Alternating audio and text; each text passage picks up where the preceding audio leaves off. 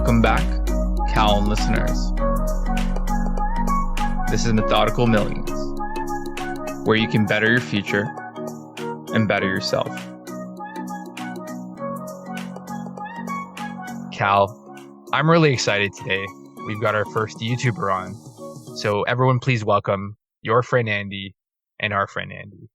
Andy, how's it going? What gets you excited about life?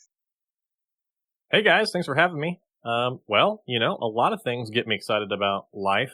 I'm kind of one of those people who I get distracted super easily by just about everything. I get FOMO about trying all the things. So it's a struggle for me to focus. But these days, I think I am most excited about, how you found me, which is online audience building, both through YouTube and Twitter. And then just personal finance, investing, etc. in general, with a big emphasis these days, especially because it's kind of the hot topic. Crypto is something that's getting me really, really excited to watch and see what happens and be plugged into. That's awesome. And can you tell us a bit about your beginnings? I'm very curious about what that first day took to take the plunge into being a content creator. And I'm sure there's a great story there because you like to try a lot of things. So what was that original process like? What can you tell us about that? Yeah, so my current YouTube channel, which I'm assuming is how you guys or through my Twitter found me, is actually my second YouTube channel. So my first YouTube channel I started in 2015 with my good friend Jonathan. That channel is called Burger Fiction. That channel is still active and it did achieve some popularity. It has 150 something thousand subscribers and over 70 million views, which still blows my mind that has that many views. But essentially, me and my friend Jonathan, we worked together once upon a time, and then we went our separate ways in the professional world. I was a creative director at a tech company. That was my last job. And then I kind of decided to do my own thing, go work for myself. And then I connected with Jonathan again. We're like, hey, we had a lot of fun working together. We miss having some kind of creative outlet. He had this idea, let's start a YouTube channel. I was like, okay, cool, sure, I'm in, let's try it out. And we started that channel, and it started as just little recorded short films, a couple minutes long. And eventually we experimented with supercuts, with movies and TV shows, and that blew up. And then we pivoted to full-on supercut channel, and then Burger Fiction kind of grew and grew and grew. And that is kind of what set my mind to the possibilities and opportunities with YouTube. Fast forward to 2020. At this point, I hadn't really been super active on Burger Fiction, but I am still, like most people, actively consuming YouTube. And as someone who is really interested in money and finance, investing, crypto, etc., I kept watching all these YouTubers popping up and growing quickly and talking about these topics. And then I'd see these videos where they talk about how much money they were making on YouTube. And I'm like, oh my God, this is crazy. Can I get a slice of that pie? And so after kind of mulling it over for the better part of a year, I finally, in 2020, bit the bullet and jumped in head first in June of 2020. And so now it's been just over a year with the new channel. And I'm pretty happy with the progress so far, almost 8,000 subscribers and 300 something thousand views. But the most important metric to me is just seeing, even with a small channel, it's already earned me over 25,000, I think, so far, which is kind of amazing that something so small can generate so much. Just kind of gives me a lot of optimism for the future of the channel if I start getting actual, viewership and bigger numbers and stuff like that. So that's kind of the YouTube journey so far. It's a lot of fun. It's not super easy, but in my opinion, just an incredible opportunity if people are looking to build an online audience or an online following. Yeah, just kudos to you because we did something similar. We used to work together at a car dealership and have kept in touch very similarly, mostly through WhatsApp. And this podcast was a very similar idea around the idea of how do you improve your life and talk about finance, talk about investing. So really appreciate you coming on because I think we share a lot of the same narratives. We've done a lot of crypto episodes and that's where it's at. I mean, you can take anyone who knows nothing about traditional finance and jump into crypto and actually make money with a little bit of money. So it's definitely, I think, accessible to everyone. And I'm glad you're on it. I heard how the CPM is ridiculous. These payouts on any kind of crypto or finance terms is very, very high. So do you find, compared to the burger channel, that's the case? Is that exactly what is generating so much revenue efficiently? And just give us some behind the scenes, because I think a lot of our listeners have never grown a YouTube channel even successfully. So what can you tell us about that? Yeah, well, that's super cool. That's how y'all met. I find that those are some of the coolest friendships is when you have some kind of mutual interest, but then you pursue some opportunity or something through that interest. So that's really cool that you guys met kind of the same way. Yeah, so YouTube, it's kind of as far as strict money making with the ad rates and stuff with the CPMs, that's all about the niche. Personal finance, investing, etc. That is by far the highest paid niche on YouTube, and movie supercuts are not the highest paid niche on YouTube. So, for example, Burger Fiction would usually have somewhere between a $3 to $4 CPM, which for those that don't know, that means that's $3 or $4 for every 1,000 views is what YouTube was paying. And my new channel, Your Friend Andy, which is all about money and finance, etc., my CPM usually is somewhere between $50 to $60 per 1,000 views. So you can see that there's quite the gap there. But, CPMs and ad rates are kind of only one part of the story. There's a million other ways to monetize YouTube. So definitely, if you're someone who's considering YouTube, don't just chase the money, because any niche can be highly profitable if you find an audience, if you find a following, if you are good at what you do. It just might not be that the CPM, the ad rates, is not your highest payer. In fact, for me, even though that's so great, it's not actually my highest payer. My highest income stream on YouTube is affiliates right now. And it's looking like sponsorships are going to be another really big one, which sponsorships for most channels is going to be a huge component. So there's a bunch of different ways, and there's lots of kind of nitty gritty there. But yeah, opportunity across the board for just about any niche, all kinds of niches with lots of possibilities. That's brilliant. I was just going to say that, your story is very similar to ours. And it's very fascinating because when we discovered you, we were really excited. And I thought, this guy has so much in common to what we usually preach. So this is going to be very exciting to have you on the show. So thanks for joining us today. And I was also curious with regards to one of my favorite videos of yours was about the side hustles. And it just sometimes really opens the options for people, just shows them how many options they really have and what they can do to really, start really getting some extra sources of income, start getting some cash. One simple favorite of mine, and actually John was teaching about that, and I never even thought of it, was, selling your stuff that you don't use anymore. And when you said that on the video, I was just like, this is what John's been telling me all the time. So if you don't mind sharing with us maybe how you came to this realization, I guess at first with your interest in finance, is it something that's always been of your interest? Because for John and I, even though we work together at the dealership, we always share that common interest.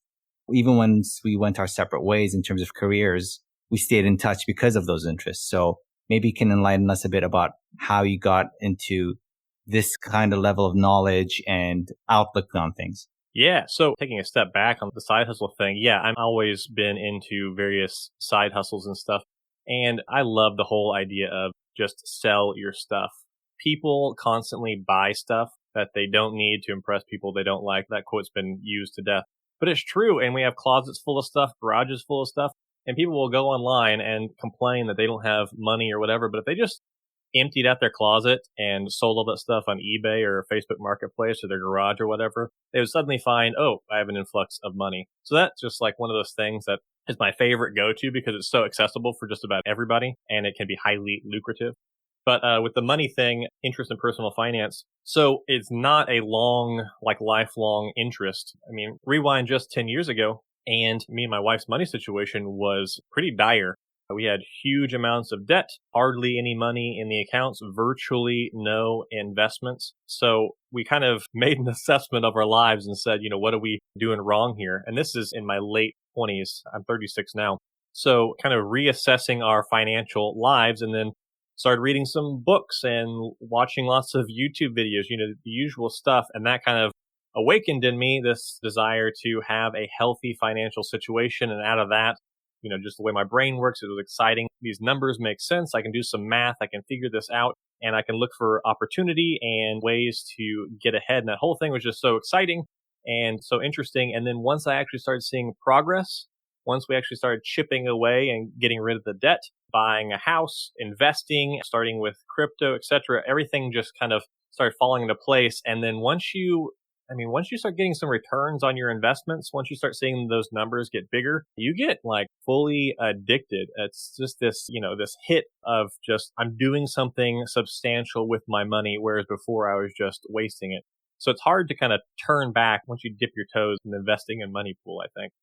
Yeah, just to add to that. So, I've done the Kijiji thing for years, and I used to buy limited release vinyls. I was really into producing music in university, and this was like way post the vinyl era, but they were limited prints. I was spending money I didn't have, and I would buy one to hopefully make money in the future, and then one because I wanted to spend it. But I was a disaster. I would definitely spend more than I make. I'd have two jobs. One was a valet, and one was where I first started a car dealership. And for anyone in that situation, I would say take a pause and track. So are you buying 30 Tim Hortons coffees? Are you buying takeout lunch every day? And I think the secret that worked well for me was not to change your habits right away. Don't look for a fix, just awareness. And I think you made a great point, which is being aware that, you want to change. And that is step one to controlling your life. So just a point about selling your things. The thing that I find is helpful is you learn about the value of something. So you could have spent $300 on a tool. Maybe now it's worth $20, but at least you know the market value. You're going to learn what the market's worth, what people are paying for, supply and demand, what's a hot product? Can you sell an iPhone versus an old leather jacket? And it's interesting because I find that the more you work and focus on making $20 or $50, the less you'll want to spend the next $20 or $50 because you're like, you know what? I traded my jacket for $20. I'm going to skip this Subway sandwich combo. I don't really need it. And I think the reframing comes through doing and trying. And to people out there who think they cannot turn their life around, like you said, pretty much everyone lives on debt. It's impossible not to with, cost of housing, cost of schools. The inflation's ridiculous. So I always called it outpacing inflation. The answer is always make more money was the joke with a friend of mine. It really comes down to stopping the bleeding, being aware, and then I always believe in living sustainably. And one of the ways is to sell stuff you don't need. And so take that sustainable income, that extra dollar you don't need, and then start trying things. And I think why you're successful, Andy, is because you try a lot of things. And people take too much of an all or nothing approach. And you have to enjoy failure like a pig in mud. You have to enjoy the process. And you sound like a very creative person, which I admire. And that creativity, you can't even put a value on that. You build a website. Now you know how to build a website. You build a YouTube channel. You build a podcast. You start a side business. This is what will be the driving force of the future. And I think there's truth to that. There's truth in doing and trying and practicing. So that's awesome. What do you think about crypto specifically? Are you a fan of a certain exchange or a certain style of investing? There's a lot of talk about DeFi and staking these days. What's the most thing that excites you about crypto today? Yeah, so the majority of my position is Bitcoin. I am by far the most excited about Bitcoin still, even with all the new fancy stuff that everyone is hyped and talking about. But I think all that stuff is super cool. I mean, I own Ethereum. I am into some aspects of DeFi in general, though a lot of it still goes over my head. But my portfolio is 80-ish% Bitcoin. And that's where I've been investing most of my money, and then a few other places. But then I've also had the big strategy of crypto mining. I have some mining rigs here at my house. I've been doing that for several years now. And I run crypto nodes and I stake a bunch of coins. And I'm also using various crypto interest accounts like BlockFi and Celsius. So I have a kind of a spectrum of crypto where I'm earning money through it and then also just actively investing. But I've been doing crypto seriously since 2017, since the last kind of big popularity blow up. But I actually first heard about Bitcoin in like 2012 or 2013 and completely dismissed it, thought it was stupid sounding. You can't make money from nothing. That doesn't make sense. And that was for a while a big regret. And then so I just decided to do something about it and kind of dove in head first in 2017 and been very successful for me since then. But it's just incredibly exciting to watch. So much that's happened in the past year and a half is just stuff I knew would eventually happen, but just kind of couldn't believe it was actually happening. All these companies putting it on the balance sheet, the adoption at the level it currently is, the attention it's getting, the price. Oh my God, $64,000 Bitcoin back in May, which is wild. Yeah, all this stuff is things I'm very excited about, but also stuff that's just kind of surreal to actually live through these times. But it's been an amazing, amazing journey to be a part of. Yeah, and I'm just gonna throw it out there. So I remember sending Cal a bit of Bitcoin, if you remember Cal. I think it was like 2014. Do you remember that? Very well. Yeah, so it's always cool. The exposure. I saw a very good tweet the other day. So people who want to get into investing, and it was like you're gonna make your money on the third bull run, meaning first exposure is like you said, just kind of not really knowing about it. Maybe you don't take it seriously. Second time, you're going to go in. Maybe you get burned. If you're buying at 64K, the last 3 months must have sucked. But long term, as you weather the storms, understand that investing is a long term thing. Zoom out 10 years. The price doesn't matter. Buying at the top doesn't matter, especially with Bitcoin. And I've made predictions on Twitter. So if you think of things like what would Bitcoin be in an extreme case, the price of one Satoshi to a US dollar, I think it's something like $100 million Bitcoin. And that is probably one of the most extreme bull cases. But if you don't think we're going to see another, 1015x, I think it's ridiculous. You're going to see a 1050x. So you'll see $1 million Bitcoin. I'm predicting 2030. I'm saying that's probably where it is. And I remember thinking $10,000 was impossible, and that's the new low. And every time someone sees a crash, I always point out that the lowest low is always bigger than the highest high. And that is how I would reframe it to someone who always thinks they're missing out. And just a reminder for listeners who don't own any, you can buy $5 Bitcoin. You can buy $10. There's 8 decimal places. It's divisible to so many smaller denominations that the adoption is inevitable. And, it's such a fascinating technology. It's unhackable. This whole thing is definitely here to stay. It's not going away.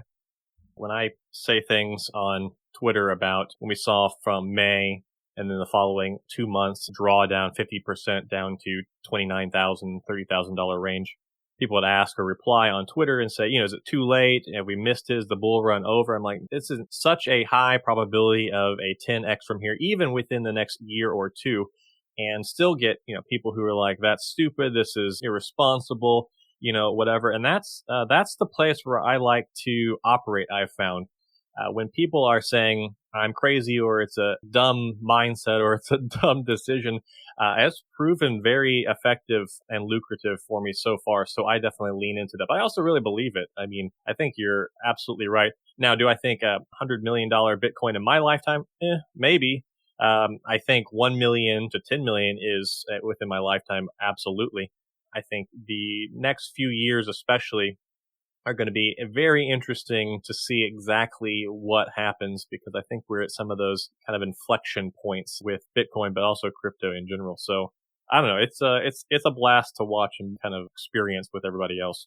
So also with the mining, if you don't mind sharing with us, how did you start with that? Has the drop also, out of curiosity, has it been useful for you in the sense of, some volume and volatility has affected in terms of being more lucrative in terms of the mining aspect of it? Yeah, so mining is something, well, one, I'm not like a big time miner. I don't have like an industrial building filled with thousands of miners. I have a mining shed and it has a few rigs in it. I have kind of a small operation, but I first got into mining back in 2017 during the last big bull run, because, everybody's talking about all this stuff. And so I fully got sucked in with FOMO in 2017.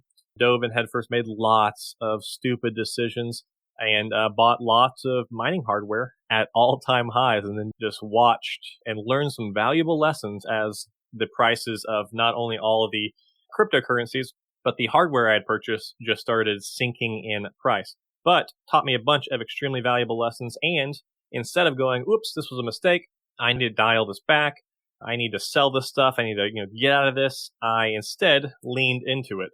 And during that time, I really I kind of went full force. So as everything drew down and dropped in price, I spent all my extra money on buying Bitcoin, and I bought more mining hardware. I sold some of the other stuff eventually and bought newer generation GPUs and stuff. But I bought most of this stuff at bargain basement prices. It's just ridiculous looking at the prices now versus what I paid.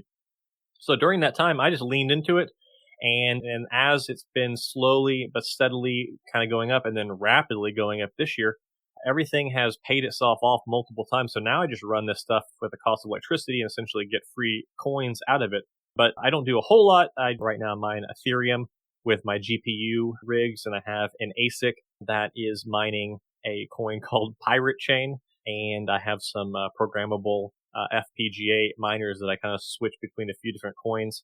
But yeah, it's a really fun hobby, and it's one of those hobbies that, if you do it right and you do it well, you can make a lot of money. And my strategy was all during the bear market was mining speculative new launch coins. And then as things kind of heated up, I then switched back to Ethereum because when it hit $4,000 per coin, the transaction fees, the gas fees for Ethereum were just stupidly high. So even my basic machines were just raking in the money during that time. So yeah, I'm doing a little bit more reliable coin on the GPUs now. But yeah, speculative mining during the bear market has really paid off dividends for sure. That's really good. And what is your research process like when you look for a new coin? Do you have any channels you like to follow? Is it specifically Ethereum-based tokens, or is there any theory behind the next best thing? How do you decide which coin to look at next? Yeah, so a lot of it was just trial and error. I would hop on places like Bitcoin Talk, the forums, which have been around since basically the inception of Bitcoin. And they have a new altcoin announcement forum. And on there, I would just search around for new ones being posted that were mineable. Unfortunately, most of the Ethereum tokens, are going to be built on Ethereum, so they're not directly mineable. But there's a whole host of other coins out there that are being created based on various proof of work, blockchain, and code that have different features or fun names or you name it. And I would search on there, and I also have a few different Discord groups of miners and crypto enthusiasts, and they'd post, I just heard about this, or we'd look on Twitter, just kind of scoping out the scene, anything that was being announced or new. Now, I will give a disclaimer and say that a lot of the coins that I have mined with my machines speculatively have either gone to zero, devs disappeared, or some of them were outright scams.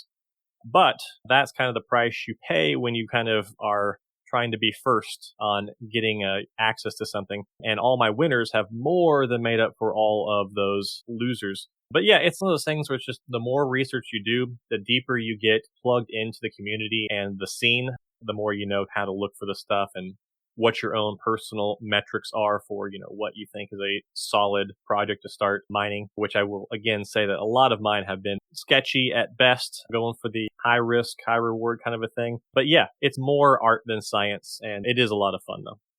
Do you have a favorite wallet that you're using to put these altcoins in? One of my top projects I have mined is called Flux, and Flux has a wallet called Zelcore.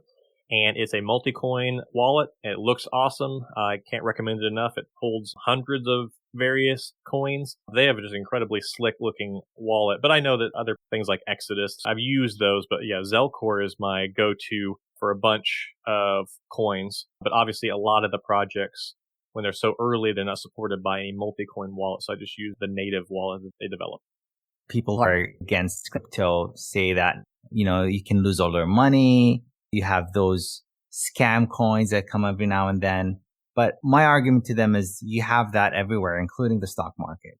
You have companies that are promising you things that they're never doing, or perhaps just downright scandalous, let's say. So the challenge with it is, even though you don't know when you first start, let's say there's some sort of altcoin, one of the altcoins that you find interesting and you feel there could be potential and want to jump in, it's all about your risk tolerance. Put in what you feel you can afford to lose. Obviously, if it goes your way, then you'd be happy. But it's all about risk management. And it seems to me that you've been doing that. You know what to get into based on your own research. You do think that sometimes this could be high risk, high reward. But I am sure, like you said, since your winners have outweighed all your losers on these risky trades or risky investments, it seems to me that there's good risk management and money management here.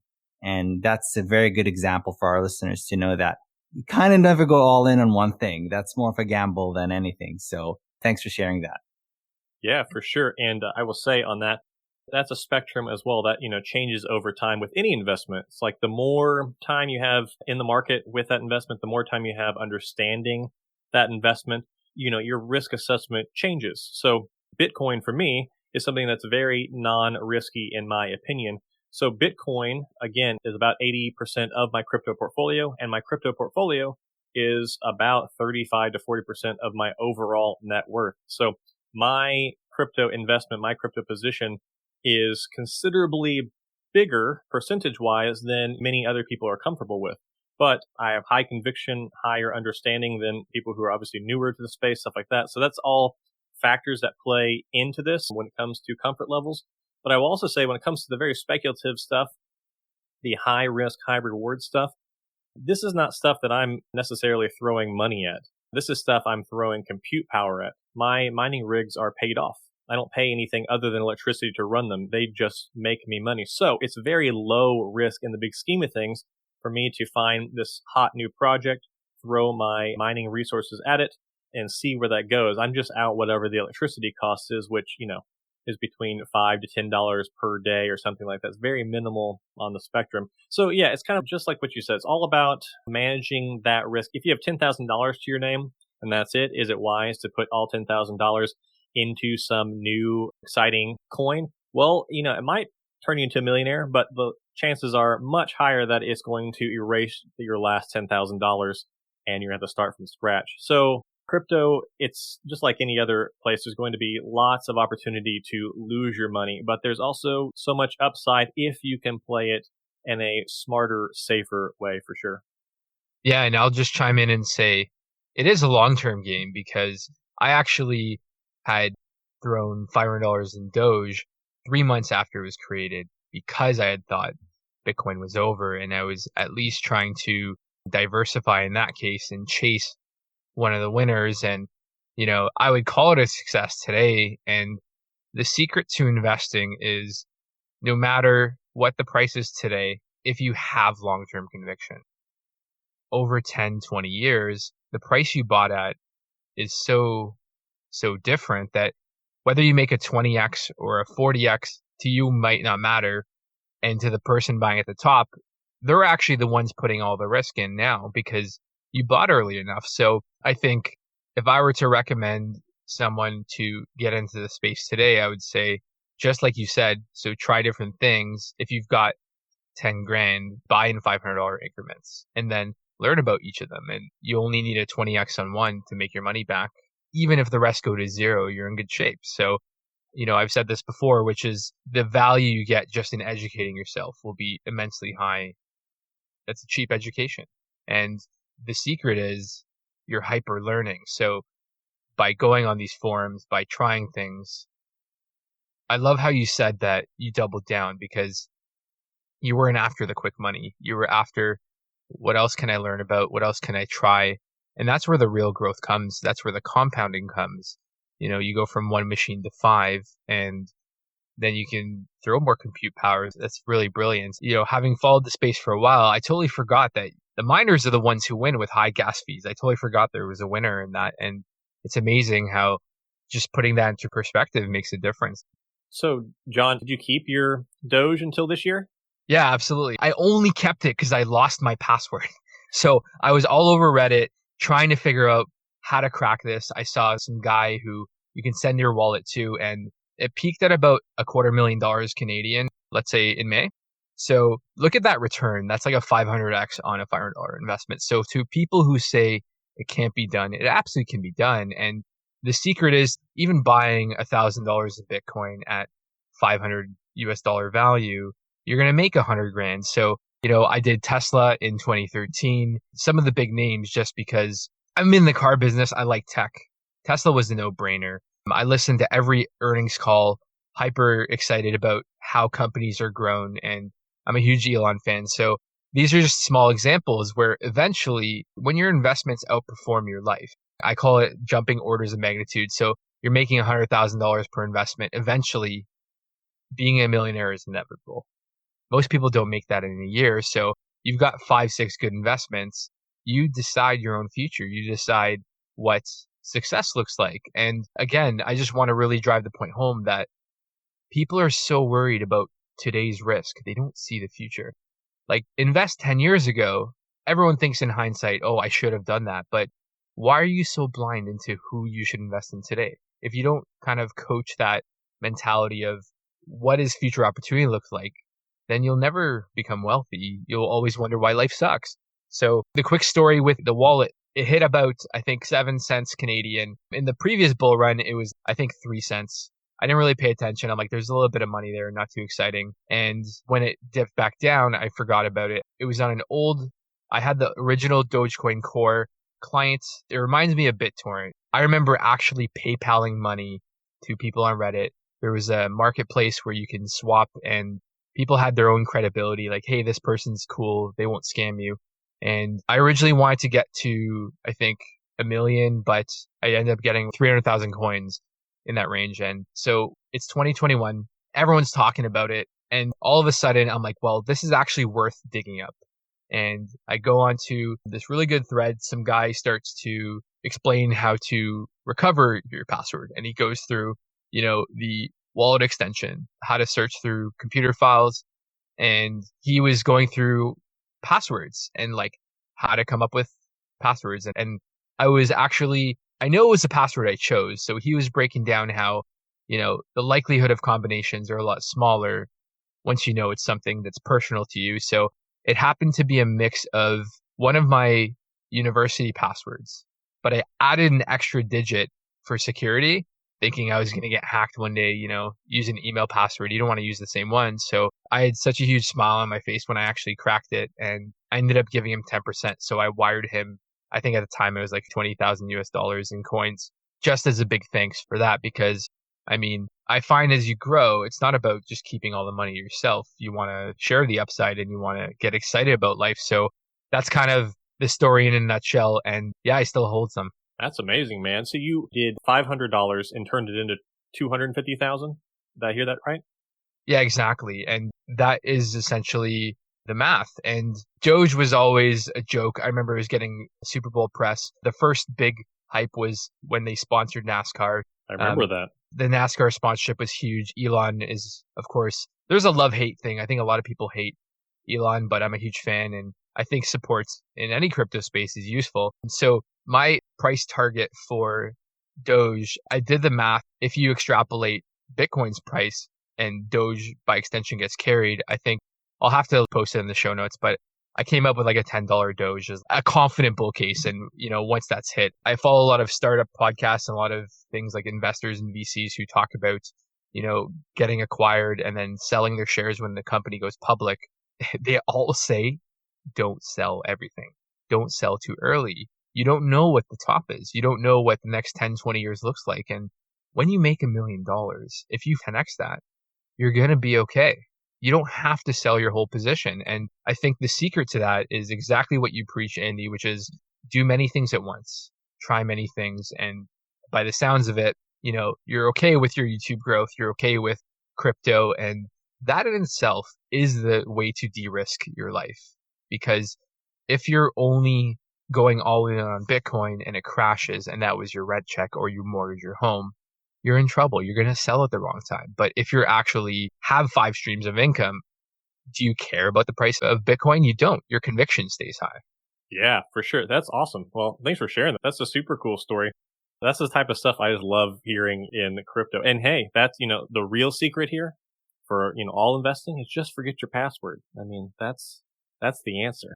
I have a similar, not to such dramatic effect, but I think I tweeted a thread about it. With my ASIC is currently mining Pirate Chain. So during the bear market, I spent $180 buying this ASIC, which is a specialized mining machine. I bought it just because I was interested in this little bit like funny, but actually they have some serious privacy technology. This coin called Pirate Chain. So I bought this $180 ASIC just to mine it, put it in my mining shed, forgot about it. Over the course of about a year and a half, I think I spent right around $800 or $900 on electricity on it. So all in, I had invested of my own dollars somewhere between $1,100 to $1,300. And then in May, or somewhere around there, it just exploded, and my Pirate Coin stack, which I spent, $1,200 to get, was worth about $150,000. And so I exited a portion of my position, and I'm still holding some of it. But yeah, it's just wild that that type of stuff can happen if you are, smart about where you put your plays and you hang on to stuff long enough to see the payout. But what you were saying about, always keep some. Yeah, keep a moon bag. You need to take profit and don't feel bad if it still goes up or whatever after you take some profit, but see your profit and then hold on to that moon bag, because, that little slice that you hang on to could, outperform the rest you've already sold. So you never know. It's a wild, wild space. What a fantastic piece of advice. Just forget your password, because it's so true. Happened to me as well. Just a quick story on my end. A long time ago, I just bought a stock and it had solid fundamentals. It's a financial stock on a bank, and I just bought some because it was paying 5% dividend at the time, and I double checked. It had good history, 20 years of paying dividends. So I thought, should be safe. And it underperformed for 2 to 3 years, but I just let it be and I never touched it at all, even though I'm actually active with my other investments. But with this account, with this stock, I just left it there. And now it's doubled in value in about 4 years. And most of the work has been done in the past 6 months. So now it seems to be having a solid growth. And yeah, it's basically the same idea. So wonderful advice there. And that's the thing as well, is you basically way more than covered your costs with regards to the Pirate Coin with mining rig and electricity costs. So it's always good to take profit, reevaluate, reassess. Like you said, you don't have to go sell all of it at once and capitalize on maybe moving on to something else. But I'm also curious, when was the time that I actually felt that you had enough streams of income that you fully financially independent, or do you have a steady 9-to-5 job right now? So yeah, I work for myself as of 2014. So coming up on a decade of working for myself. So yeah, I don't do the 9 to 5 anymore. And yeah, I am trying to actively build multiple streams of income. I'm a big believer, and I preach this on Twitter a lot. I really believe in income resilience. Relying on a single source of income, I don't believe is very wise. So I work for myself, multiple streams of income. My definition of financial independence would be hitting my investment numbers, which I'm still not quite there. My minimum, I think, invested amount would be somewhere around 2.5 million. Obviously, I'd like more than that, but that's the minimum where I wouldn't need to work to basically maintain a portion of our current lifestyle just off of the returns. Yeah, exactly. I think people throw around the whole 5% a year return without touching your principal. It's called a perpetuity, boring terms, but I'm just trying to tie this in and explain to people that I was always a young kid thinking there's a disparity between old money, the haves and have-nots. I didn't think it was possible growing up without a lot of money. We didn't grow up rich, that it was just impossible. And, I think tech was the first love I had that explained that it's merit-based. You could have upside in this world. And I learned about equity, I learned about upside, and then public markets was number 2 and crypto was number 3. And the whole point is it is never too late. And the amount of innovation that's happening now, the pinnacle of the internet with mobile smartphones and the Instagrams and the Amazons took 25 years minimum. Crypto is only half as old. And if this is going to connect people in ways of smart contracts and banking and essentially individualized services for monetary supply of money, then we're still very, very early.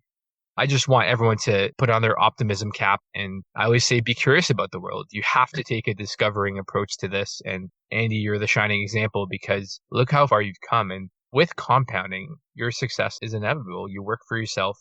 You enjoy what you do. You control the direction. You get to feed your creativity. And isn't that just the best life ever?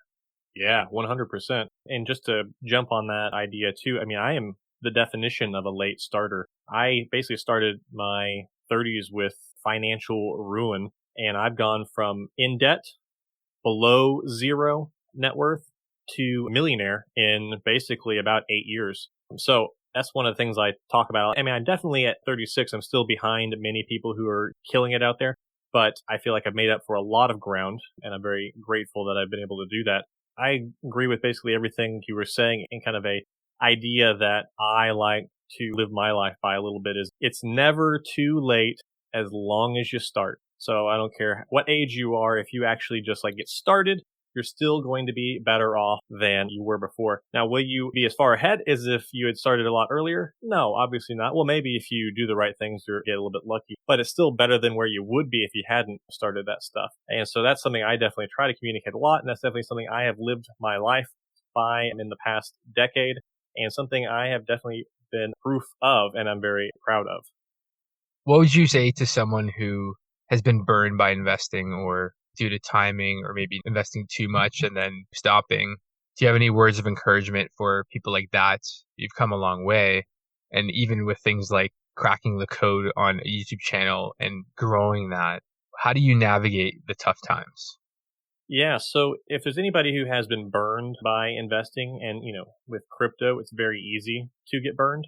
It's all about the mindset and how you frame it. It's very easy to say, okay, well, this sucks. I lost a lot of money. This didn't work out to my favor. I'm done with this. This part of my chapter is over. Now, what's not easy, but what is the right thing to do is to instead say, I still see opportunity here. I still see possibility. Now, what are the lessons I can take from my experience? In my case, I bought things at all-time high. I bought a bunch of just crap that didn't amount to anything. I jumped into mining hardware at, buying these expensive things. And I look back and I said, well, this is me obviously chasing a bandwagon, chasing excitement. I need to actually understand these things. So I spent just a huge amount of time, instead of putting more money into it initially, just listening to podcasts, watching YouTube videos, reading so many books. And once I started forming some understanding, out of that understanding came conviction. And then that conviction has just absolutely fueled my ability to, even though I kept watching Bitcoin go from 20 to 13 to 8, to, in 2019 to under $4,000, watching that, instead of going, this sucks, I'm losing money, just all that learning and time in the market reframed my brain and reprogrammed it to then say, this is great opportunity. This is a discount. I have so much conviction that this is going to go up by a big factor in the future. So, it just comes down to, can you take bad experiences and actually turn them into life lessons? It's a very trite thing to say on Twitter, stereotypical like motivational speaker kind of guru stuff, be like, failures are lessons. It's one thing to tweet that in 280 characters or less, but it's very tough to live. But if you can actually successfully live that, man, it makes such a difference in how you view all your decisions, especially your financial ones. It is a total game changer. John and I always preach about how much education and knowledge there is online, whether it was through YouTube, which is my personal favorite, or podcasts, Twitter. There is so much knowledge out there that really, I don't believe it's an excuse anymore for someone to say that they don't understand something if they don't truly want to learn about it. So it's free, it's available, it's abundant. Obviously, there's a lot of, let's say, putting it nicely, not so informative content out there or useful content. But, once you give it the time and invest in watching these videos, reading those articles, going through the pages and reading the books, you really get to know and get to be able to sort out the good from the bad, the valuable from the not so valuable. So my journey personally has been similar in that sense, perhaps maybe a bit earlier in the stage where you were maybe not too long ago. But I absolutely love that you mentioned that, because that's exactly what I believe in. And it gives you that outlook in life, whether it was investing in equities or crypto or property, whatever the case might be. The moment you start to understand and grasp things, when you have a downturn in value or some position goes against you, whatever that position is in life, and you have an understanding of how things work, you can turn it into an opportunity. And Andy is a prime example of that. Yeah, and just to jump in there, a downturn doesn't mean you owe money.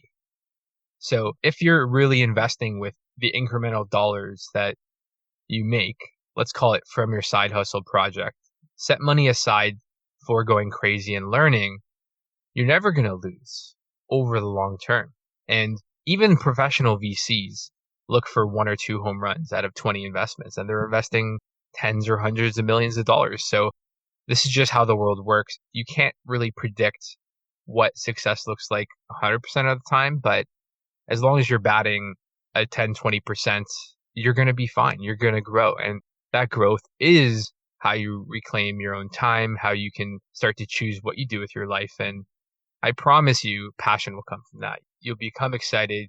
You'll start new projects. You will be a different person. So as we wrap up here, Andy, really thank you for your time. Can you give us a day in the life of the YouTube videos behind the scenes? So how much thought do you put into making a video? How do you focus on growth or content editing? I'm just very curious because we're going to shift from strictly podcast to YouTube. So anything you can share, we'd really appreciate it. Yeah, so growth on YouTube, I could talk probably for a couple hours on just that topic. There's a million different ways to do it. I think my biggest piece of advice I tell everybody who's smaller on YouTube or trying to get started and get traction on YouTube is that you need to focus on search. Search traffic is 100% free, organic, real traffic that you can get a hold of on YouTube. So in the case of like putting your podcast on YouTube, that would be along with the podcast itself. That would be creating other videos on similar relevant topics, but then those topics trying to orient them in a way that they are helpful or answer people's search questions. So what are people, searching for that you can answer in a video form?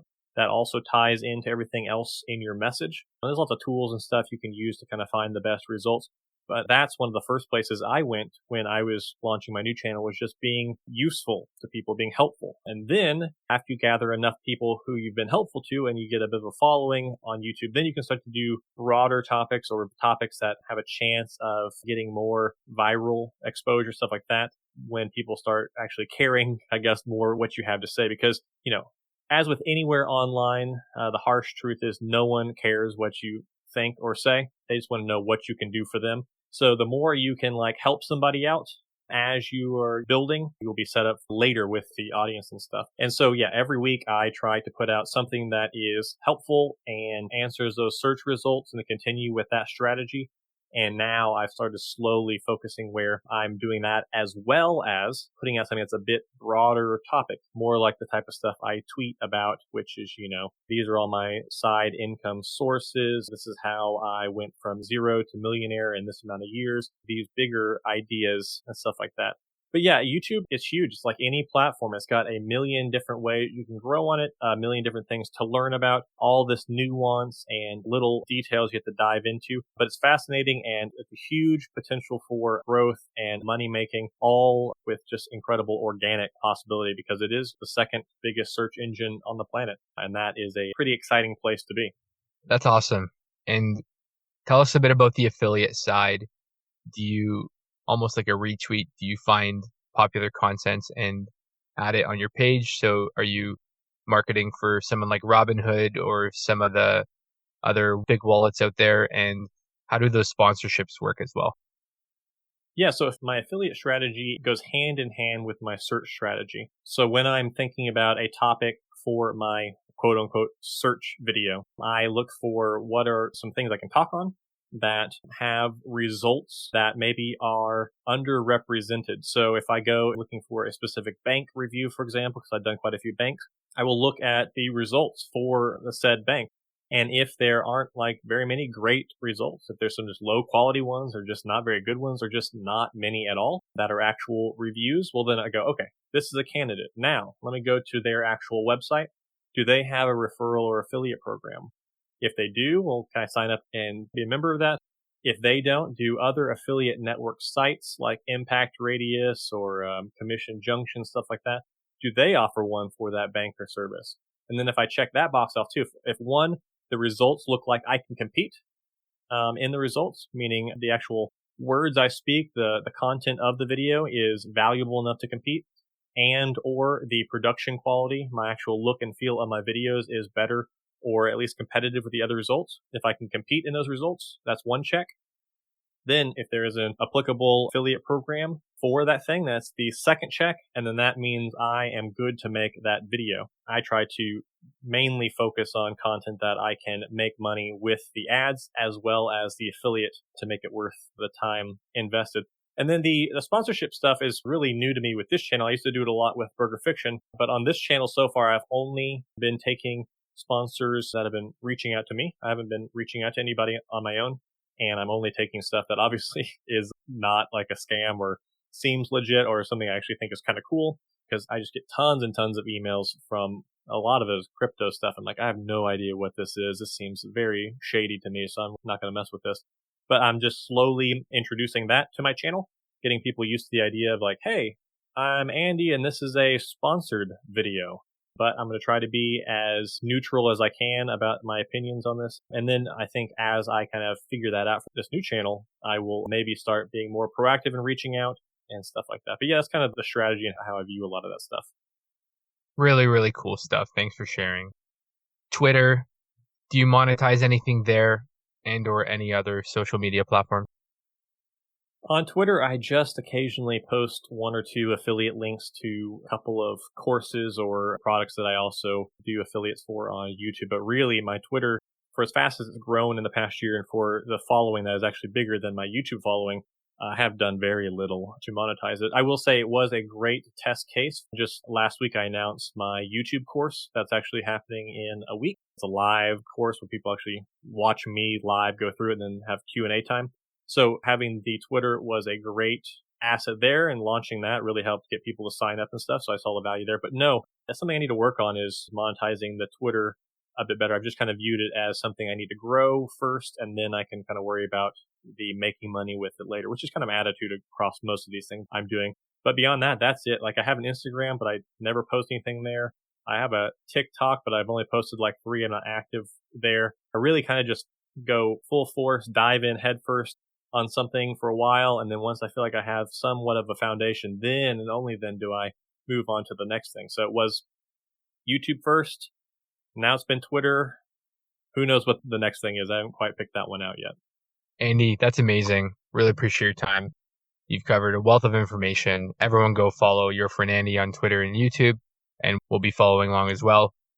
Yeah, thanks so much for having me, guys. This was a lot of fun. Always happy to talk about any and all of these topics that we're obviously all excited to talk about. Absolutely, Andy. Thank you for joining us today again. It's been very, very fun and exciting having you. And please, everyone, follow on YouTube. You know, you're always welcome back to the show. Cool. I appreciate that, guys. Awesome. Thanks so much. So with that said, let's wrap up today's episode. Thank you for listening to another episode of Methodical Millions, where you can better your future and better yourself. Thanks, everyone.